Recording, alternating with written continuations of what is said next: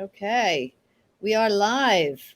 Hello, everybody, and thank you for joining us this afternoon. My name is Merrill Moss, and I am the president and founder of Merrill Moss Media Group, as well as the publisher of Booktrib.com. And we are streaming today with our special guest, Susan Lax, who's right here with us. She is the author of A Heart's Landscape, which is an amazing book that makes you feel good every day you look at it. It is Susan is she is a spiritual coach, really, and not only that doesn't sound quite right, but what she does is help people through transformations in a way that since I've met her, I've had the privilege really to learn from her and take her in and experience joy, which is something we're going to talk about today in a new way, and that's part of what we're going to talk about. She is a Reiki practitioner, certified, and also she started something called Morning Inspiration about 13 years ago. And this is something by the end of this talk you're going to want to sign up to get. Let me tell you why. Morning Inspiration is something that that I get in my email, and I want to read quickly one that came to me on this past Monday, and it's called May You Be. May you be with courage and compassion. May you be with confidence and patience. May you be with peace and awareness. May you be with open arms and a loving heart. May you be with the gift of you. May you be. Now, these are the kind of things that come through every week, and they're so beautiful, several times a week. And today, as a special engagement, we have Susan Lax and friends. And with that, we're going to have some special guests popping in. But before we do that, I want to open it up to Susan. And Susan, talk to us a little bit about A Heart's Landscape and start us off with how you unlock joy. So, hi, everybody. I'm so happy to be here. And thank you, Meryl, for this opportunity. And I'm very excited to speak with all of you. And I wanted to start today with a thought that came to me. It's really about you all and the inspiration that you all give me. And last week we were supposed to go on and there were some technical issues. And I received all these beautiful emails from people saying, Susan, you always teach us that if something doesn't happen, it's because something better is waiting. And really, I put it this way. I really felt that there probably was someone last week that couldn't make it and couldn't hear words of joy. And I hope you're there today. And for all of you, a moment of joy to begin with us. So what is A Heart's Landscape? What is morning inspiration? And what is tapping into joy? So joy is an emotion. It's not something we search for. You know, there are a lot of people that say, how do I find happiness? How do I find joy? It's really something that lives within us. And we just have to open that little door, that little window, and let it fly out and let it be with us in our moment. So 13 years ago, a good friend of mine was touched by cancer. And I really wanted to reach out to her, and she wanted to stay private with that. And in order to respect that, I decided I was going to send her an email. And in the email, I wasn't going to talk about illness or cancer, rather about a moment. And that way, maybe she wouldn't identify as being someone with cancer. She would just be the same person she was before. Just something else was brought into her story. And I wrote to her and I said, if you do not want these emails, let me know, and you don't have to answer them. Lo and behold, 7 months went by, and I would get up every morning at 6 o'clock because I knew she was an early riser. And I'd write something that hopefully would bring a moment, a second of a smile. And, you know, I believe that every moment of joy is contagious. And if that one smile, that one moment of joy, maybe the rest of her day would allow for more moments of joy. And after about 7 months, she just said to me at 7:30 in the morning, where is my morning blessing? Because I had the flu and I hadn't gotten up. And it's that moment that captured me. And I realized the power of words and how inspiration connects us. And that's how Morning Inspiration was born. And then COVID came, and COVID, with all its bad, did grant me time, and I put my morning inspirations, well, only some of them, into a book, A Heart's Landscape, because I work with people at end of life, and I work with people that are touched by illness and all kinds of transformations. And I know when a moment of joy enters their day, it changes the moment after, and the moment after, and the moment after. And how do I tap into joy? I live as much as possible with an attentive heart. And that means I pause. And if I'm walking down the street and I see something, my awareness allows me to say, wow. And that wow allows me to have gratitude. And that gratitude then knocks at the door, at the room in my soul of joy, and says, it's time, come on out. And pause is like a massage to your soul, right? If we pause for a second, and a massage any place is good, but to the soul, it allows us to enter the day and say, you know what? I can't make all my moments great. I can't make everything joyful, but that one moment of joy, that one tapping in with pause, with an attentive heart, wow, that can make a difference to me and to those I connect to.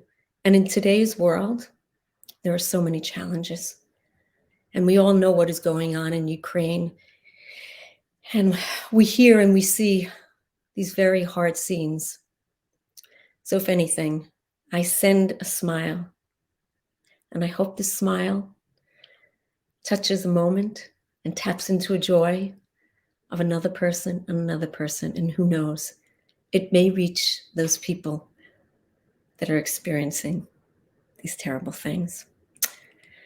So with that, Meryl, I believe that I hope that everybody that's listening here knows that my book, the intent was to pause, a moment for you to open the book. There's no beginning and no ending.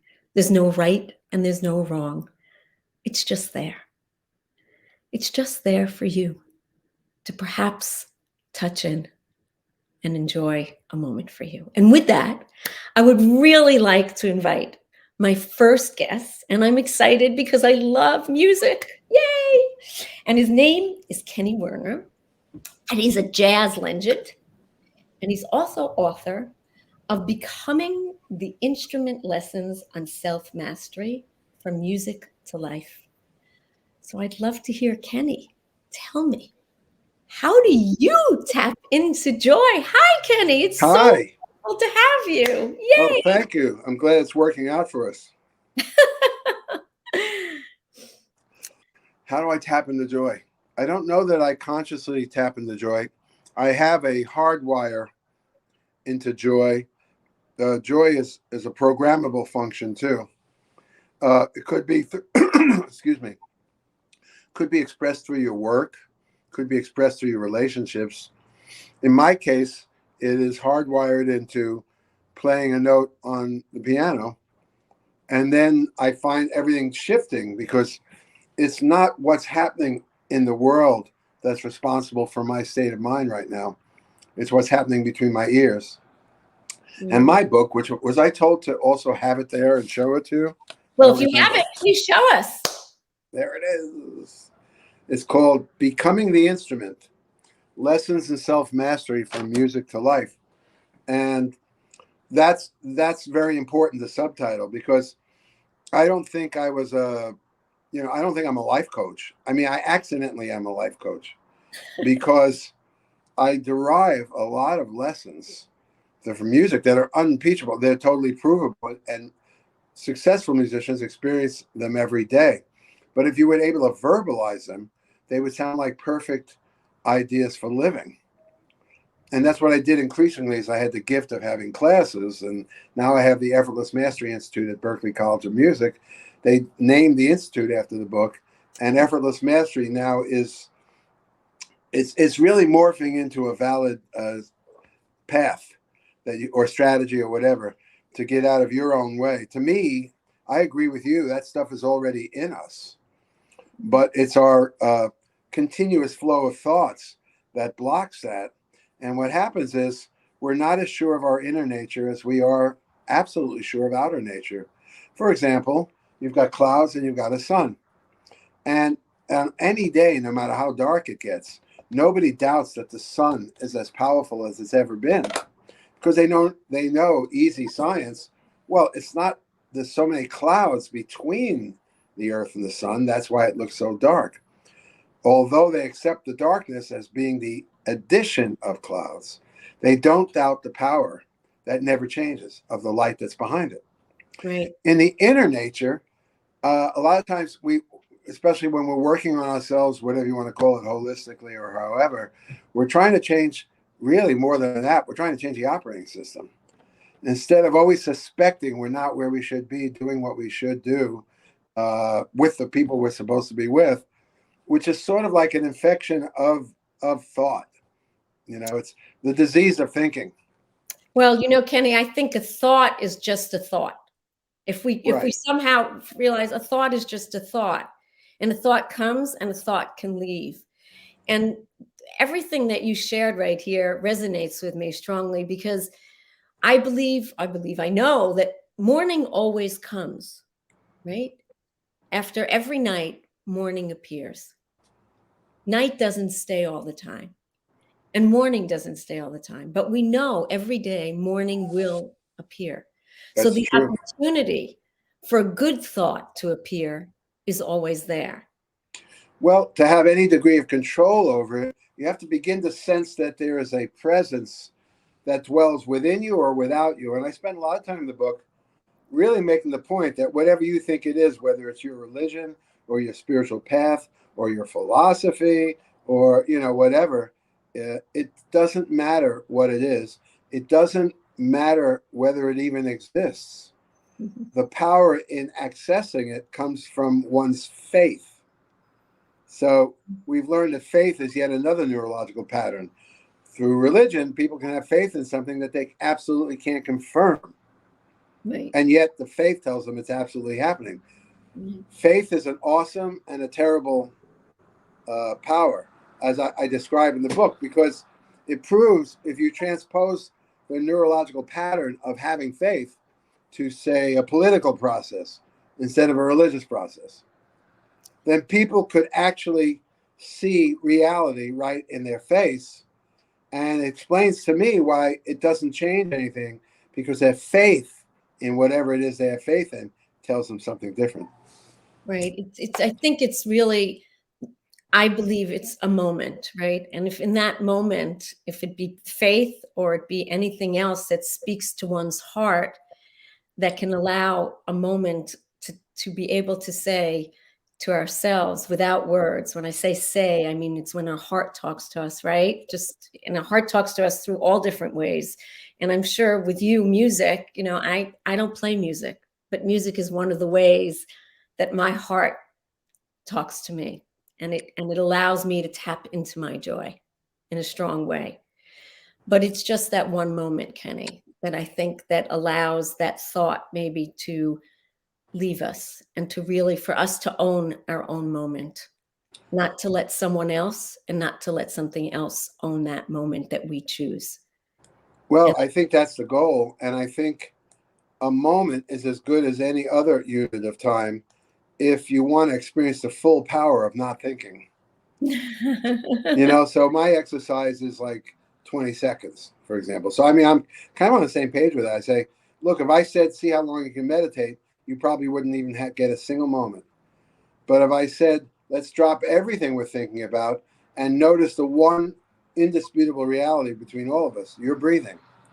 So you're breathing, and if you watch it without even a lot of romance or meaning, in fact, if you just watch the machine breathe, you have put yourself in this moment again and again.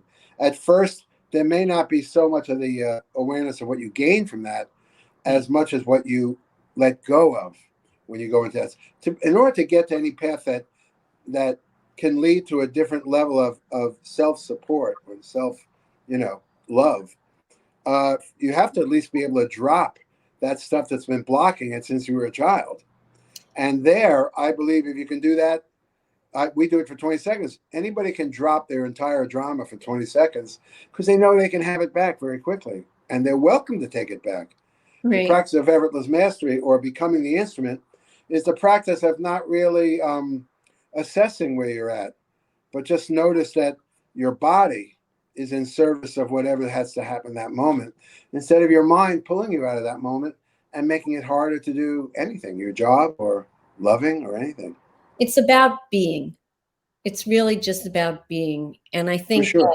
and it's, we tend sometimes to be on automatic pilot, and we're always rushing. And I share many times that, we take care, if we're so lucky or fortunate to own a car, to lease a car, we take care of it. We make sure either it gets charged by electricity or oil or gas, because it wouldn't go anywhere. So what about us? What about our soul? What about if we don't take care of it, we don't maintain it, we don't feed it, it really can't move either. And in the end of the day, life is beautiful, and it's moments that make up life.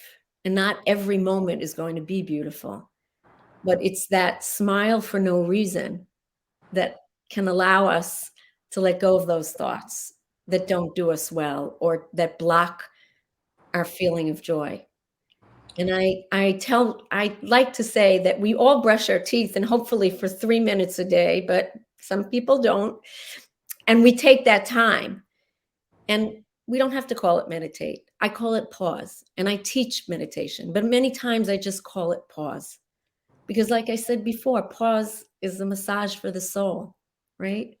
And we can do that. And the impact that we have after that can be huge on how we connect with ourselves and how we connect with others. And imagine if in this world, if the corners of the world, of the places of the world, everybody paused and was able to tap in, to able to feel that joy that they so rightfully should, we'd probably be living in a very different world right now, right?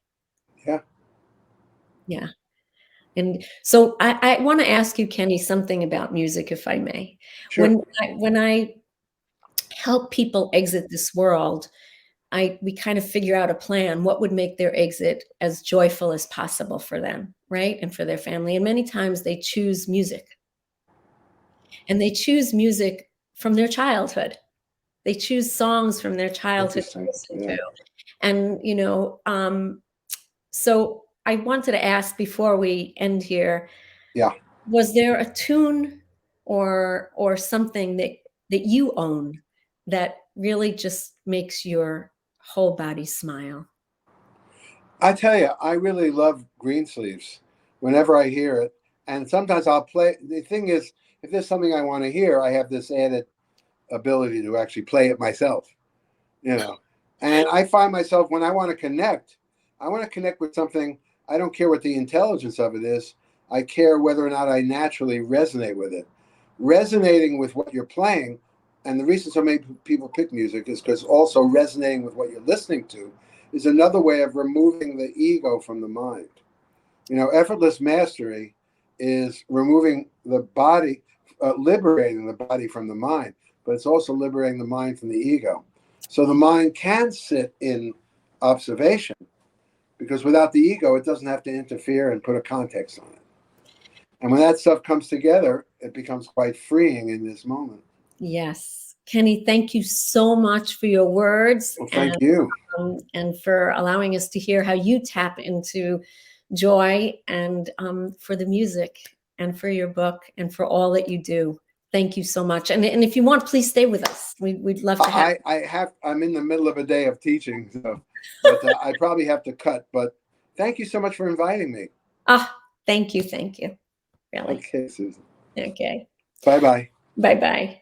Oh, I feel so blessed. I'm talking to all these wonderful people today. And our next guest is Dr. Nieca Goldberg. And she is a cardiologist and the creator of Go Red for Women, the American Heart Association initiative that increased heart health awareness. And that's where I connect with you. Oh my, heart health awareness. And you're also the author of the Women's Health Heart Program. It's a book. And so I wanted to ask you, for someone who deals with the physical heart awareness, and I deal with the heart awareness that we can't see in a X-ray and I don't listen to anyone's heart in the sense of with a medical instrument, but it's all connected, isn't it? Absolutely. And it's really great to be with you, Susan, because the medical community has finally recognized that the physical heart is really attached to our emotional state, and feeling of positivity and joy is a heart healthy behavior. Yes, yes. So within, and I'm assuming I have a daughter who's a doctor, and I know that her days sometimes become quite intense, and you're constantly giving care and compassionate care. So how does your moment of joy appear? What do you do when you feel that that's something you need to tap into? Oh, it's really interesting. There are many opportunities in my work as well as in my my private life to experience joy. And, when I'm seeing patients, some of them have pretty serious heart disease, some are getting over heart procedures. And there always comes every day in practice, there was a moment of joy when someone would say, Dr. Goldberg, I'm thinking about some of the things you've always talked to me about. Just want to let you know that I've, changed, started to eat vegetables or started to take a walk. And that's even better than someone telling you that they've taken their medicine every day. It's important to take your medicine every day, but when someone has really thought about things that you've discussed and integrated it into their healthy behavior, that's an amazing moment for me, and it has always been ever since I started practicing. So thank you. And so I have a question for you. In that moment when there's a challenge for you, when there's something that's challenging for you, either as a physician or as a woman or as part of the human spirit, how is it that you tap into your personal joy? Well, it's interesting. I have always been motivated by the challenges that are in front of me. And so the challenges of explaining why vaccination for COVID-19 is important for people on the fence is something that I thrive on, because I like my interaction with people is something I get a sense of joy in, whether it's with my patients or my friends or my coworkers. It's that connection with others that brings about great joy and sharing. Mm-hmm. And, it doesn't have to be that we have to be of the same opinion, very similar to what Kenny has said, but it does mean that we're able to share and understand one another. And I think that's also very important in terms of tapping into joy.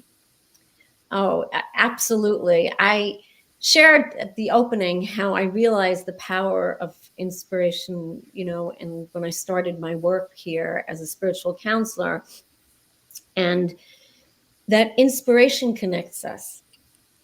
And right. And inspiration connects us. And the connection that we have with each other is an inspiration in itself.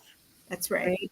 So one of the other ways of tapping into joy when challenges is reaching out to that connection, that one person that allows us to feel inspiration, allows us to connect with them and say, wow, this connection is allowing me to pause. This connection is allowing me to have heart awareness and to say, I would like that moment to be a moment of joy. That's right. And physically, when people experience that moment of joy, all of a sudden they can feel that your breathing is a lot slower.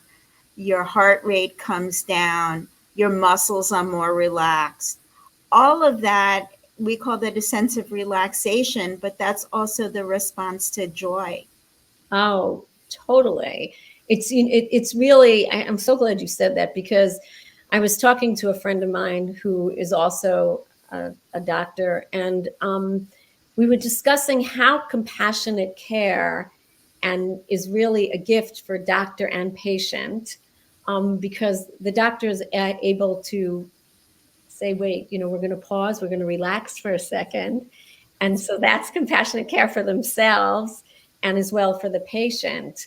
And everything seems more quiet, more tranquil. That's right. And I think healthcare delivery would actually be better if it was quieter and less frenetic and people just had a time to pause. Yes. And I think it would be both healthier for the patients and the doctors who take care of them. So I wanted to share with you something that I do whenever I begin starting with a client, and either with their family or with them. And of late, I've been working with someone who's been touched by cancer and really preparing to exit this world. And when I began to work with this amazing soul, I asked her, and I ask everyone right now, actually, and you too, to put your hand on your heart. Yes, let's do that. Put your hand on your heart. And if you can, close your eyes and you feel your heart beating. That's a miracle. And that beat is the miracle of you. And that's really how I see the connection to what you're doing, because the heart that's beating from a physical point of view is also the heart that's beating from a joyous point of view, that they are here. And I'm always in awe when that person looks at me afterwards and says, yes, I can now be here in this moment of feeling I'm here, I'm present, and I am a miracle. And then once the consent is that they are a miracle, wow, then the moment becomes a miracle, and moments that follow. And I think the energy that surrounds the people in that room is a gift. Having a lot more positive energy, experiencing more joy can go a long way to keeping people not only happy, but healthy. And health for the heart is no beginning and no end. No, right? It's there and it's beating, and it's hard for people to take care of their hearts. Right. And I think a lot of it is related to the fact that we need to spend more time in slowing down and experiencing yourself and how you're feeling. We spend too much time carrying around negative energy. Right. And you have to, as Kenny said before, you have to let go of that. And easier said than done. Absolutely. Right? But one moment of pause lets all of that rest for a second and make a little bit more room. Make a little bit more room in the rooms of our soul and of our heart for joy. Yes. So I really wanted to thank you so much for being here. Thank you for inviting me. It was really a pleasure to hear. And I hope that the heart world continues to be connected through inspiration and joy. Thank you so much. You're welcome. Have a great day. You too. Thank you. I am just filled with inspiration here. It's really a treat for me. My next guest is Rabbi Susie Moskowitz. And Rabbi Susie Moskowitz and I have known each other for many, many years. And she's a dear friend. And I am truly honored to have you here. And Rabbi Moskowitz is the senior rabbi at Beth Torah in Melville. She's also a yoga teacher, and she's an incredibly motivating spiritual leader. And so welcome. Yay! Thank you. I'm so excited. It's so good to see you. Yes, and Susie, I wanted to start here because you and I have known each other for many years, and we've started art on different roads, but connected in the middle at a crossways a little bit, I would say, for both of us. And it was a wonderful experience. So having done workshops with you and tapping into joy many times with you and heard how you do it through yoga, through your words, through music, through Jewish texts, I wanted to ask you today, in today's world, and today where you are in your world and in your path, how do you tap into joy when there's challenge that knocks at your door? I'm big on gratitude practice in trying to reframe and look for the good in the opportunities that come up, and getting in my car each morning and listing at least 3 things that I'm grateful for. And sometimes I'm grateful I have a car to drive. I'm grateful it's raining because that means spring's coming. And I really push to try to come up with some and stay focused. But it is hard. It's hard when there's so much divisiveness in the world. It's hard when people are we have a war going on and there's so much pain. But I try to just keep looking for the positive, and been relatively successful at that, or reframing things to see the good in them. So as a rabbi, I know that you offer people that come to you and in their times of challenge are asking for spiritual guidance on how to reframe, right? Right. And I know in my work that happens, but not from a rabbinical point of view. And because no two souls are the same, there's not one answer, right? And what works for me is different than what works from you. And that's really what makes this world a beautiful place, that no two people are identically the same, I think. Right. Well, go ahead. So when someone comes to you, where is it that you guide them? How is it that you guide them to tap into joy in a way that probably or not probably is different than yours? I think asking them to share the positive, to share the negative, to share where the growth has happened. I think even in when it's personal negative experience, to see how am I different now than I was before, or what choices are I going to make next. So for each person's going to have a unique answer to that, Right. on where they're going or where they've come from, and to be able to just reflect and see where you've been and where you're going. Right.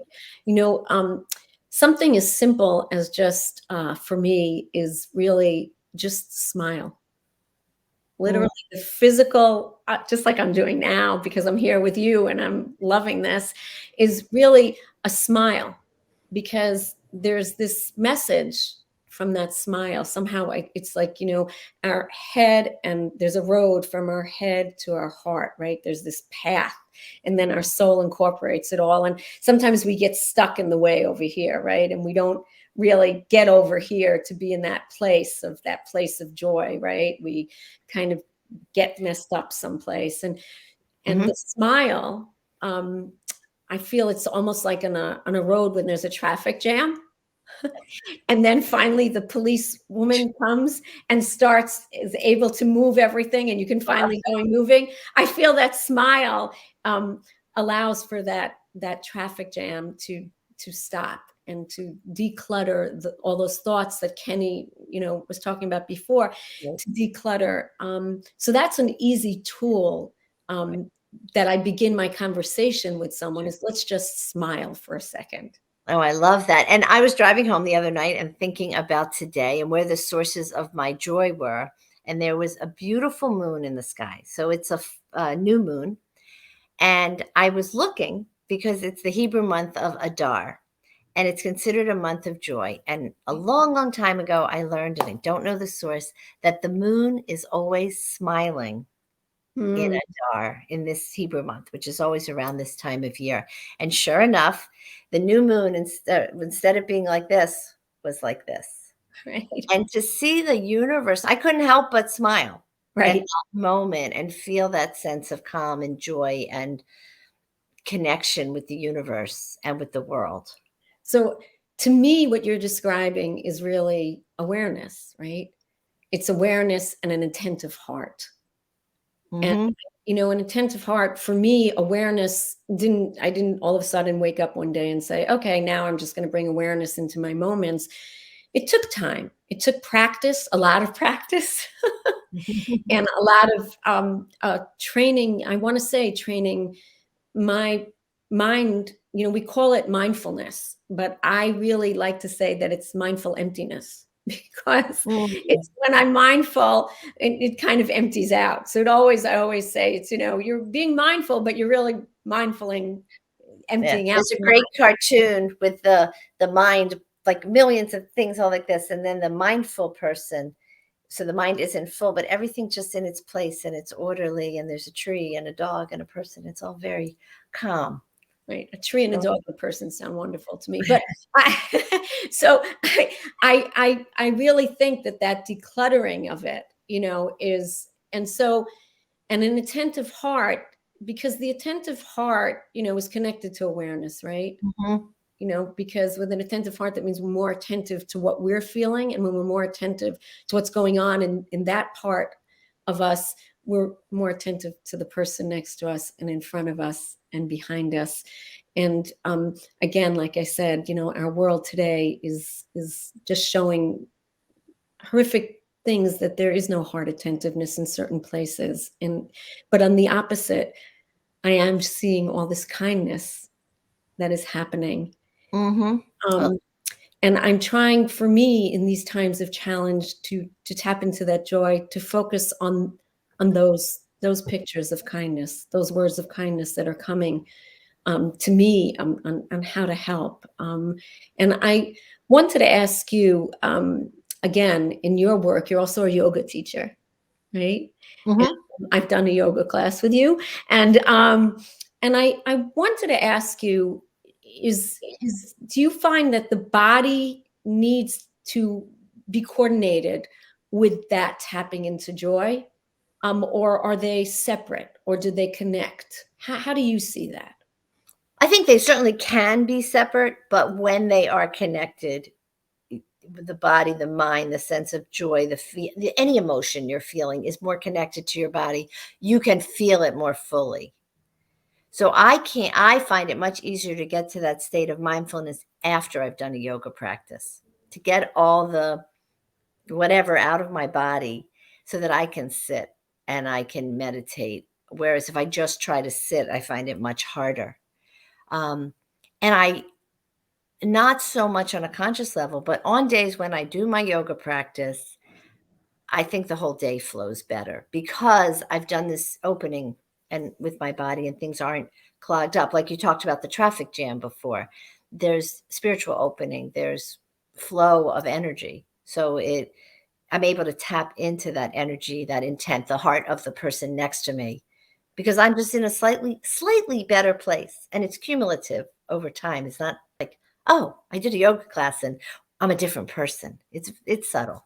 Right. And so, Susie, you've been getting my morning inspiration almost from the beginning. I know. and told you should write a book. And you did tell me that I should write a long time ago. So I actually was going to bring that up. So you are part of the journey of morning inspiration and part of the journey of A Heart's Landscape. And I really thank you for being here with us. And if you want, stay with us here, and your inspirational words will continue with me for the rest of the day. Thank you. Thank you. Bye. Thank you. Wow. I'm overflowing, as I said. This is like just having a great soul meal 1 minute after the other. Our next guest is actually Sadhvi Bhagawati Saraswati.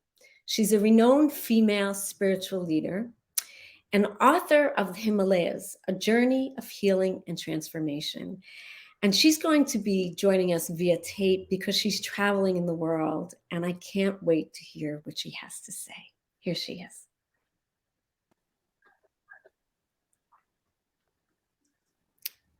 It's such a joy to come together today with Susan Lax, the entire community of Booktrib, to talk about unlocking joy.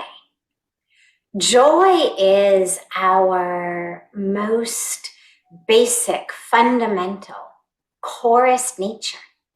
And if you doubt that, just look at babies. What do babies and even young kids need to be happy? Beyond the very basics of milk in their tummy. What do they need? Nothing. In fact, we give all of these beautiful gifts and toys and gadgets and whatnot to little kids. And what do? They play with the bow on the top of the box. They play with the box itself. We're the ones who have to keep saying, no, no, the gift is inside. Open it, open it. They're very happy with the box that's coming. They're happy with the little piece of bow on the top. And even beyond that, they're happy with their toes. Look at a baby lying on its back, playing with its own toes. We may have bought, hundreds of dollars worth of mobiles that are swinging and spinning around in all different directions over their cribs, over their beds. And what are the kids playing with? Their own toes. So when we recognize that joy is really our corest truth, it's not something we have to bring from outside. It's not something we have to learn to cultivate or become. All we have to do is go back to that truest source of who we are before we got indoctrinated into believing that we aren't enough, don't have enough, aren't achieving, doing, making, earning, experiencing enough. Before we got indoctrinated into believing that who we are as beings somehow aren't enough, not rich enough, not successful enough, not beautiful enough, not powerful enough, not smart enough, not funny enough, not popular enough. All of that is actually what steals our joy. So unlocking joy is really very simply about removing that which steals our joy. And what steals our joy is all of that indoctrination, all of that ignorance that we are just steeped in today, telling us we are our bodies, we are our careers, we are our bank accounts, we are our place in the world. And that brings about misery on every level. I know on a personal level, I spent my childhood, my youth, my adolescence, my early 20s, living in a state of varying degrees of depression, anxiety, restlessness, addiction, due to that which had happened to me earlier in my life, that which I was going through. But the core of it was how I identified as the one to whom that had happened. I was the victim of this, the survivor of that, the one struggling with this. I identified as that. And since I identified as the body, what happened to it, where it went, what it did, what it experienced, how it looked, how much it weighed, who spoke nicely to it, who liked it, who didn't like it.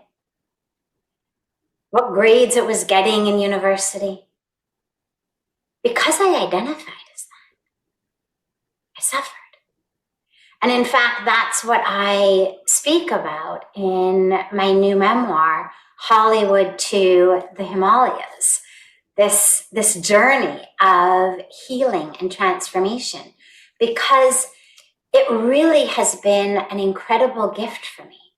Not just to physically travel and then move from Hollywood to the Himalayas via Stanford University in Palo Alto, but to shift the mindset, the way of thinking, from the Hollywood way, which says you are what you look like, you are your bank account, you are the career, you are all of this of the body, to the Himalayan way of thinking that says you have a body, but you're not the body. You are soul, you are spirit, you are love, you are truth, you are divinity, you are essence. The body keeps changing. The bank account keeps changing. The roles and relationships and titles keep changing.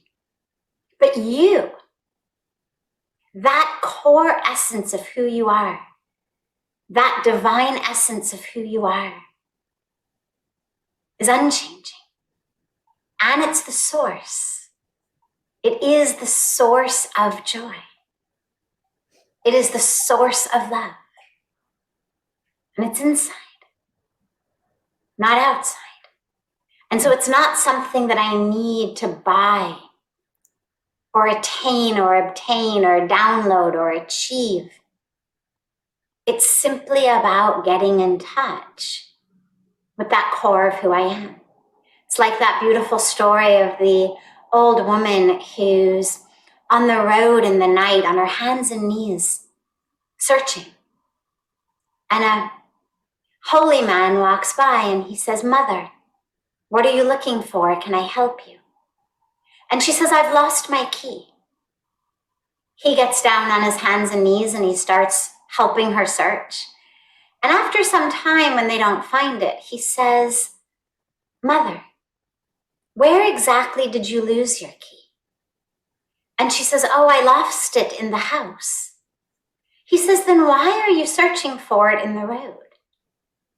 And she says, "Because it is very dark in the house. I don't have electricity.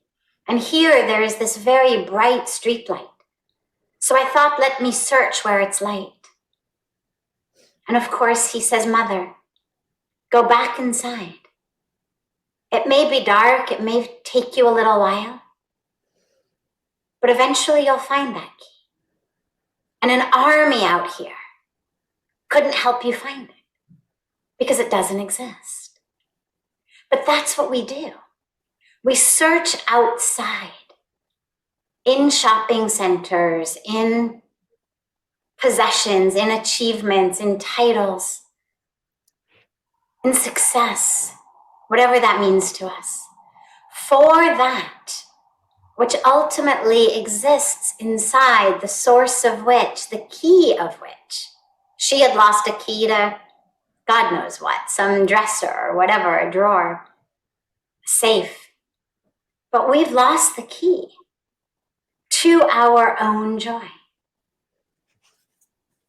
And that key's inside, that source is inside. So we go back within and we consciously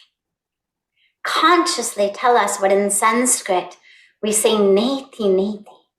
It means not this, not this, neti neti, not this. I am not the clothes I am wearing. I am not the size, the shape, the color of my body. I am not my fluctuating bank account, or my fluctuating popularity, or my fluctuating success, or the fluctuating thoughts and impressions that other people have of me. Niti niti, not this. I am not the thoughts in my head that are leading me to anger, to jealousy, to desire, to expectation. I am not that. I'm not the chemical and electrical patterns of energy in my brain that we call thoughts or feelings or emotions. Neti neti. I am soul. I am spirit. I am divinity. I am consciousness. I am love. I am truth. And knowing that is the source of joy. So slowly, slowly, every day, we just allow ourselves and remind ourselves what we are not. So that ultimately, what we are, who we are, that presence of joy, of love, reemerges. And it is such a joy in this moment to be together. Deep gratitude to Booktrib for hosting this beautiful event, to Susan Lax, and so much love to all of you.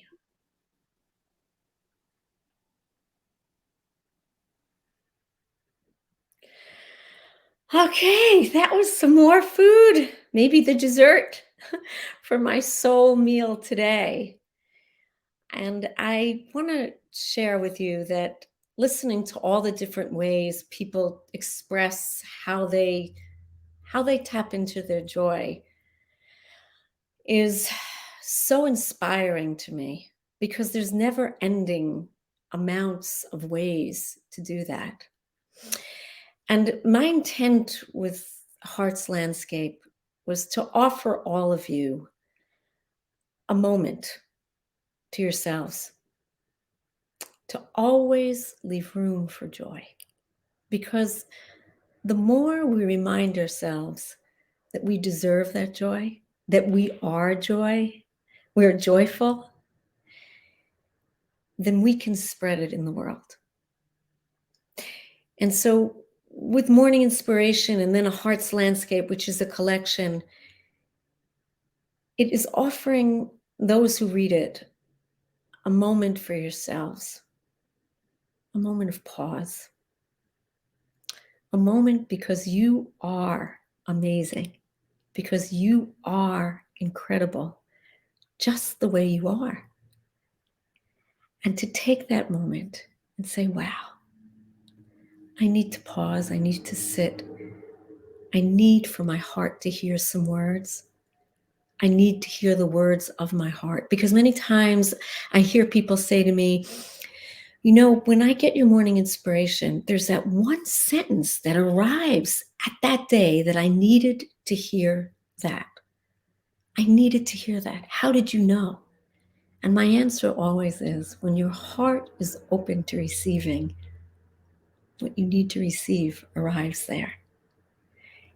So with awareness, we kind of like leave this stream, this river of flowing of an open heart to receive what we need at that moment. With Morning Inspiration, I never knew how much or how many people it was going to reach and where it would end up. But I received a couple of emails this week, people that have a Heart's Landscape and that also receive Morning Inspiration.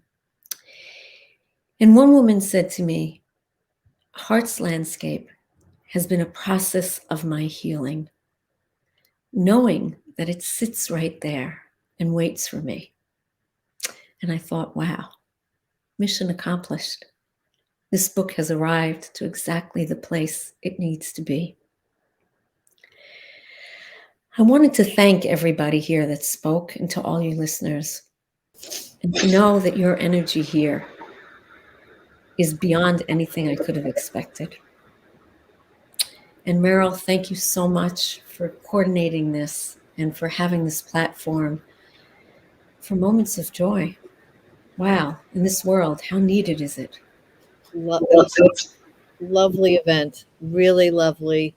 And what I got is joy in music, joy in friends and other people, and then joy of self and soul.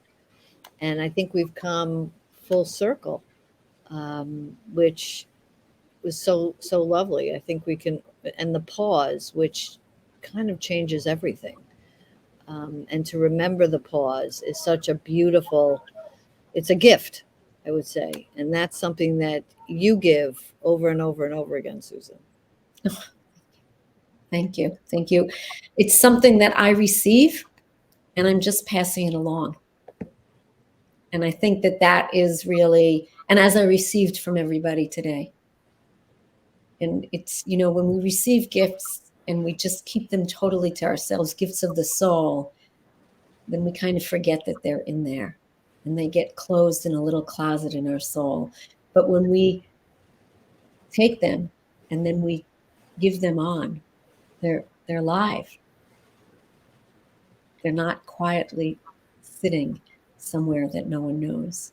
And I think that go ahead, pause Susie. is really a gift because it lets you balance between doing and creating and being productive in the world and just being and just regrouping and just re-energizing so that you can then go out and connect with everybody else and be part of the world in a full way. As full as we can be, right? That's a great thing, Susie, is that if we can participate fully in our moments and participate fully in our presence, then we are participating fully in the world that we are at. I have, as I pick up a heart's landscape, which I often do, I have just a little something to read, if that's okay. Please. Okay. May your touch always remember the silent language of kindness. May your eyes never forget to share the vision of compassion. May the words of your heart continue to tell the story of empathy and loving care. May a moment in your day be enhanced by the gentle kind-heartedness that humanity so softly holds. I think it was just a perfect little moment from this beautiful book, A Heart's Landscape, which can make anybody feel better one moment at a time. That's right. It's one moment at a time, Meryl. And that's huge. That's huge. That's right. Well, this has been a wonderful hour. It's been terrific. Susan, any last words for our guests? So to all the listeners, thank you for being here. I really feel your energy. And to all the guests, and Susie, you're right here again. Just really, as I said, soul food for many moments for me. And I really am filled with gratitude right now. And again, I end this with prayers for peace and that we should remember hope is born every morning again. So let's take that to the next moment we have. Thank you, everyone.